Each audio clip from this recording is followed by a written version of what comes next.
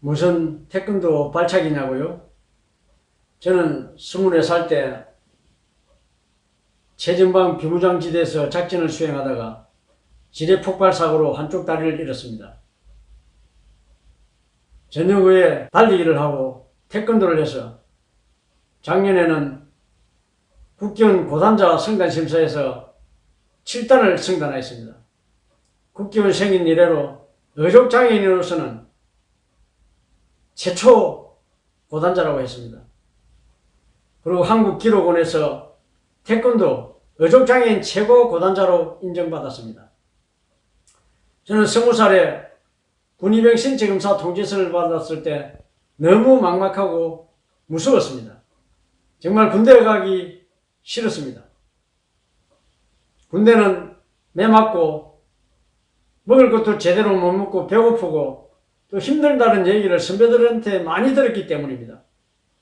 그리고 저는 고등학교를 졸업하고 어릴 때부터 태권도를 좋아해서 태권도를 했기 때문에 무술 영화배우가 되고 싶었습니다. 체육관에서 학생들을 지도하면서 영화배우 오디션을 보고 또 무술 영화 엑스트라를 가끔 출연하였습니다. 아직 태권도 영화배우로서 성공하지도 못했는데 또 막상 군대 가려고 하니 너무 아쉬웠습니다. 그래서 저는 45kg 이하는 군 면제라는 이야기를 듣고 열심히 체중을 감량했습니다. 46kg까지 감량을 했는데 1kg가 더 이상 빠지질 않았습니다. 신체검사장에서 군의관이 어디 아프냐고 물었습니다. 저는 어릴 때부터 병약해서 늘 병치레를 하고 힘든 일을 못한다고 했습니다. 그런데 군의관께서 여기저기 살펴보더니만 그냥 현역병 입영 대상자로 판정하였습니다. 최전방 철제 경계부대에 배치되었습니다. 거기서 훈련소에서 훈련을 마치고 첫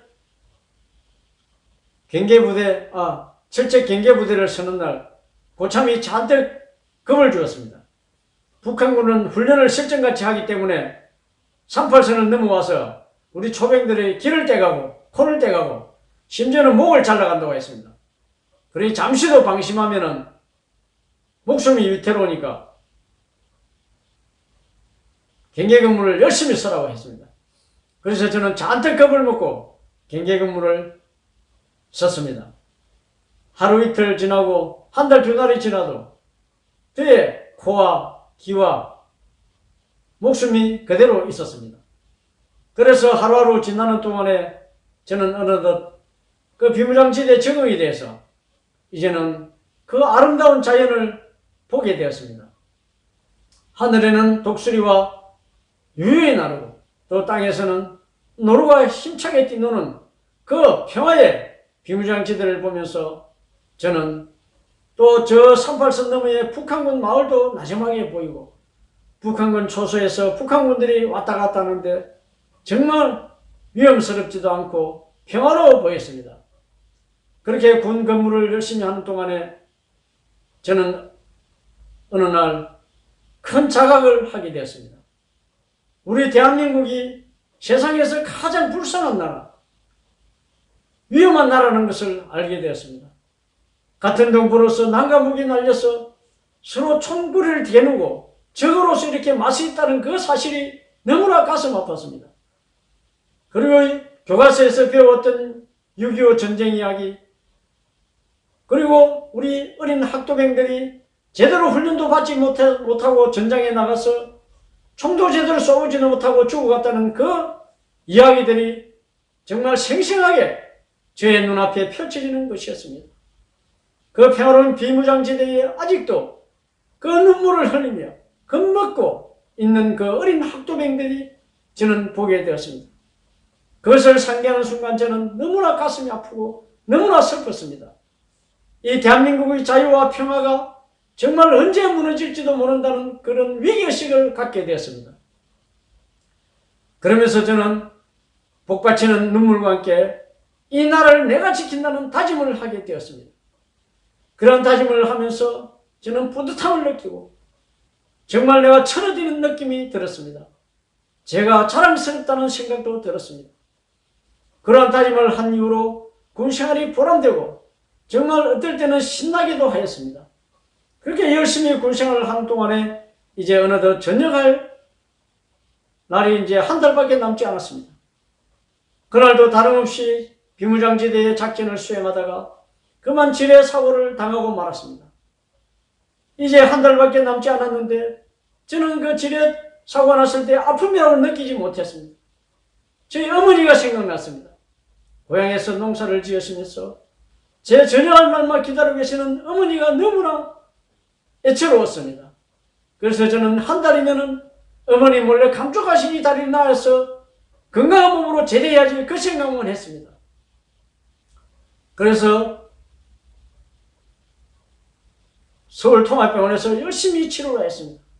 그렇지만 결국 다리를 절단하고 말았습니다.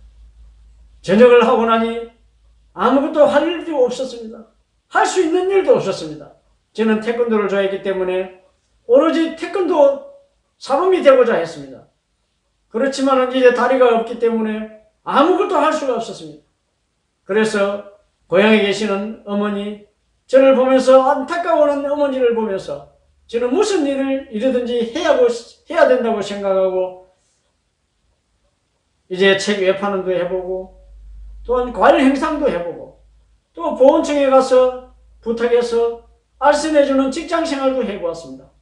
그렇지만 그 모든 것이 너무나 힘들고 또한 내가 하고 싶지 않은 일을 했기 때문에 너무나 힘들었습니다.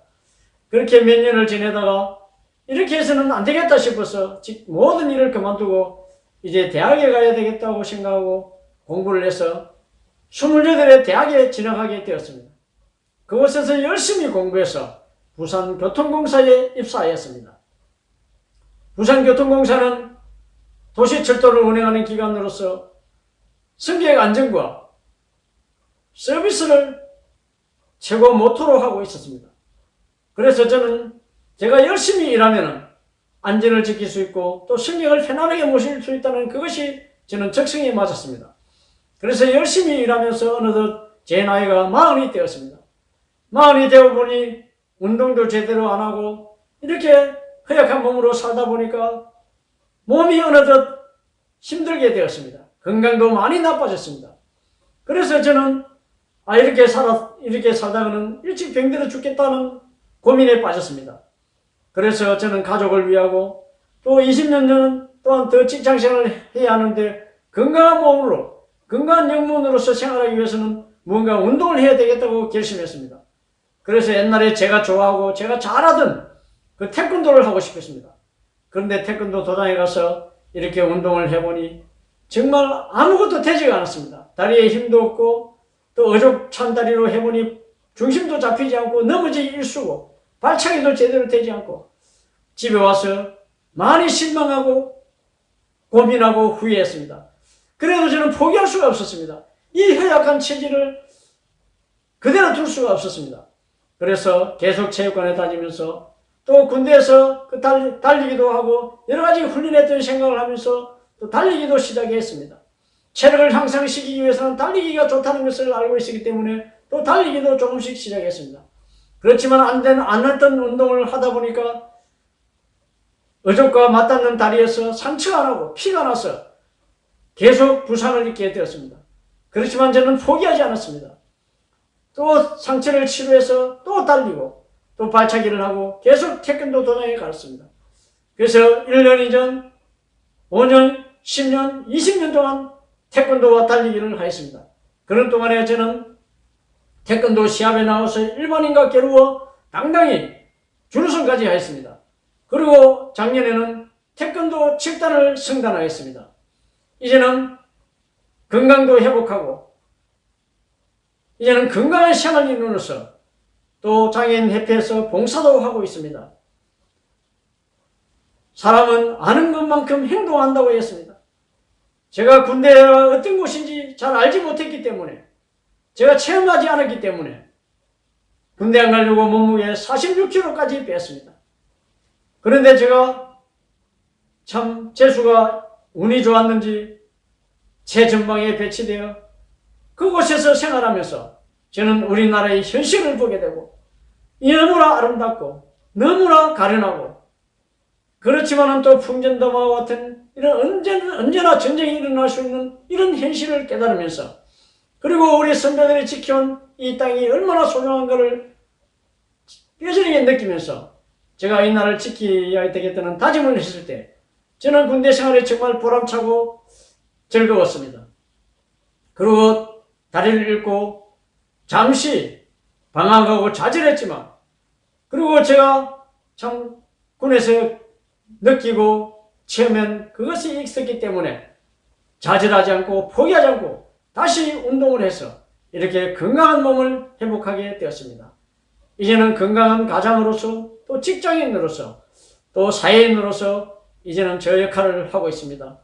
그리고 장애인협회 또 태권도 협회에서 또 장애인들을 돌보면서 이렇게 생활하고 있습니다. 보람된 생활을 하고 있습니다. 여러분 지금 힘들고 우리가 여러가지 코로나 때문에 힘든 이러한 환경을 지나고 있습니다. 그렇지만 포기하거나 좌절하지 마십시오. 힘들면은 조금씩 쉬어가면 됩니다. 포기하지 말고 좌절하지 말고 조금씩 꾸준하게 하다 보면은 건강도 회복하고 또 자신감도 얻고 또 내가 하고자 하는 일을 또다시 할 수가 있는 것입니다. 여러분 제가 두서없이 이렇게 말씀을 들었습니다. 그러면 제가 하고자 하는 일은 우리가 힘들고 어려워도 포기하지 말고 꾸준하게 최선을 다하자는 그 말씀입니다. 정말 감사합니다. 건강하시고 또 복된 하루하루 되시기를 바랍니다. 감사합니다.